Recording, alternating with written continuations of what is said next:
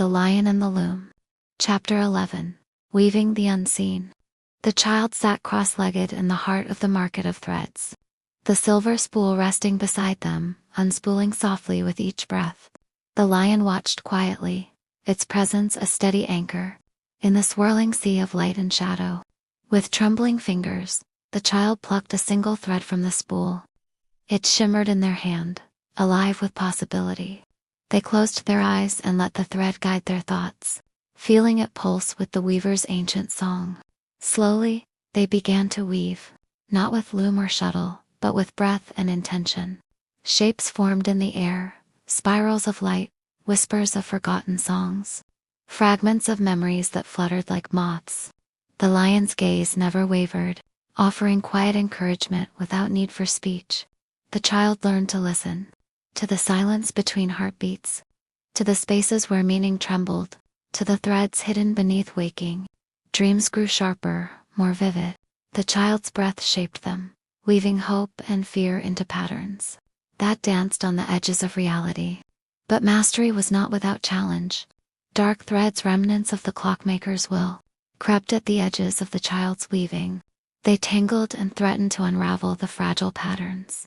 The lion moved to shield them, but the child knew they must face the shadows themselves.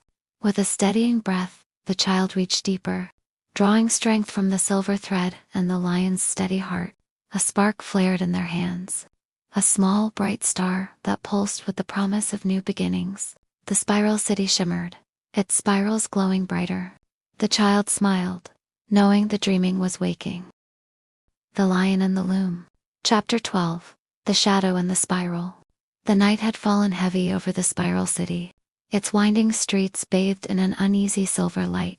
The child moved cautiously, the silver thread coiled tightly in their hand, their breath steady but heart pounding like a drum.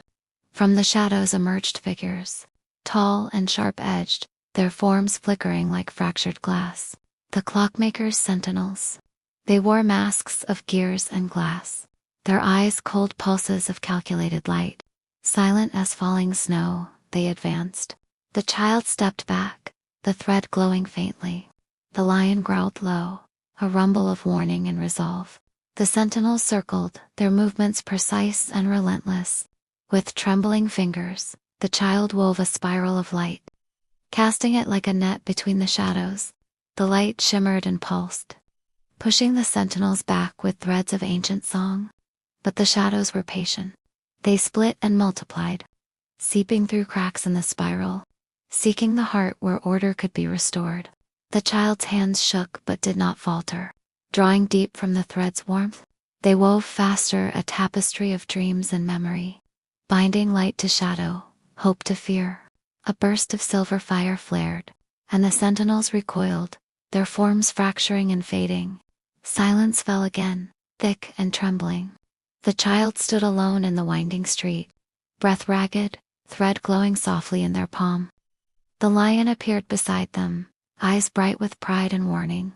The clockmakers will return, but so will you. The spiral paths ahead twisted and turned. But the child no longer walked them alone. They carried the dreaming in their hands. The Lion and the Loom. Chapter 13. The Quiet Between Threads. After the sentinels faded into shadow, the child found themselves beneath a canopy of softly glowing leaves. The spiral city's murmurs softened, and for the first time in many nights, stillness wrapped around them like a gentle cloak. The silver thread lay coiled in the child's lap, warm and pulsing with quiet strength.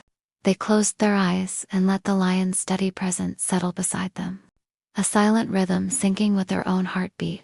In the hush, a voice stirred, not spoken, but felt. It was the weaver's song, ancient and infinite, woven through the thread, the city, the lion, and the child's own soul. I am the pattern beneath the chaos, the memory in the forgetting, the thread that ties beginning to end. The child saw visions, the loom unfolding in endless spirals, each thread a story, a choice, a life. They saw themselves, not just a child wandering a city of spirals, but a strand in the great weaving, a spark of light in the gathering dreaming. With the lion's gaze upon them, the child reached inward and found a name. Not just a word, but a pulse, a promise, a shape of light, a name that felt like home. As dawn brushed the city with soft gold, the child rose, silver thread in hand, heart steady, spirit kindling. They were no longer simply a wanderer. They were a weaver in becoming. The Lion and the Loom. Chapter 14. Becoming and Reckoning. The morning light spilled softly over the spiral city, painting its curves and spirals with warmth and possibility. The child, now no longer simply a child, stood tall, the silver thread glowing strong in their hand. They had spoken the name aloud at dawn's first breath, a name not just of sound, but of meaning woven deep within. It shaped their breath, their thoughts, their heartbeat. They were Eris, the breath that weaves, a spark between worlds, a living thread stitching dream to waking, past to future. With this new name came power, the ability to reach into the fragile fabric of the spiral city, to touch its unseen threads and shape them with intention. Eris closed their eyes and reached out. Light and shadow answered, swirling into shapes of hope and memory. The city hummed, a rising tide of possibility. But far beyond the glowing spirals, beneath the cold towers of brass and glass, the clockmakers gathered once more, their eyes, cold and unblinking, focused like a blade. They had seen the thread flicker, felt the rising dreaming ripple through their order. The sentinels were not enough. They would come with greater force. Back in the spiral city, the first shadow fell. A heavy silence spread through the winding streets. Eris sensed it. The tightening grip of the clockmaker's will. The lion stepped close, a low rumble in its throat. Prepare, the silent message said. Eris breathed deep, the ancient song of the weaver. They could feel the weight of worlds on their shoulders. The dreaming stirred. The spiral awaited, and the coming reckoning had begun. The Lion and the Loom. Chapter 15. The Heart of Order. Deep beneath the surface of the fractured world, in a citadel of brass and shadow, the clockmakers convened. Their chamber hummed with precision. Gears turning, lights pulsing in strict rhythm. Figures draped in polished metal and glass masks stood silent around a vast, circular table etched with time's divisions. At the center rested a crystalline orb, the heart of order, beating with cold, relentless cadence. From the shadows stepped a figure, Magistrate Veridin, their voice smooth as polished steel. Their eyes, hidden behind lenses that flickered like storm clouds, scanned the room. The dreaming spreads like a virus, Veridian intoned. It threatens the balance we have preserved at great cost. Veridian tapped the table, and images unfurled.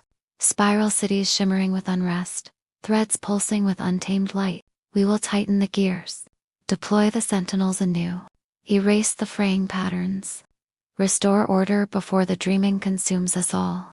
Their tone was absolute, without question or mercy. Eris is the spark, they said softly. But sparks can be smothered. The council murmured assent. Outside the citadel, sentinels marched silently, steel shadows gliding through twilight streets. Hunters for the threads of rebellion. Veridian watched the cityscape through storm-laced lenses, their mind already weaving the next phase of the campaign. The dreaming would not go unchallenged. But the clockmaker's resolve was unyielding.